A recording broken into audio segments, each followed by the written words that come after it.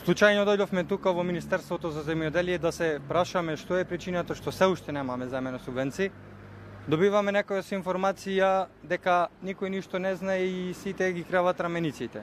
А ние нашиот труд и нашиот пот веќе сме го дале. Го замолувам министерот Николовски, како што најави пред една недела, ние се уште земјоделците, стотици земјоделци немаме субвенции подигнато и го замолуваме и еден голем апел да дојди во Прилеп тука, да види како се обработува тутун и да види како се земат субвенциите на која пот од нашите раменици и трудот кој сме го вложиле. Проблемот е што сега е времето на берба на тутун, на нови скелина, на нови најлони, затоа што се тоа репроматеријали што секоја година се обновува. И во метални скелина, во дрвени, во конци, во сите тие работи. Некои тутунопроизводители работат со аргати.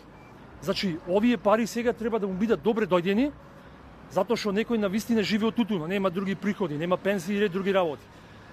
Олеснителна околност е од бившата влада, да речем, што сега се субвенциите 60 денари, затоа што од претходната од СДСМ беа 30 денари. Сега некој да се прави доветен да речи дека 30 денари се повеќе и подобро од 60, не.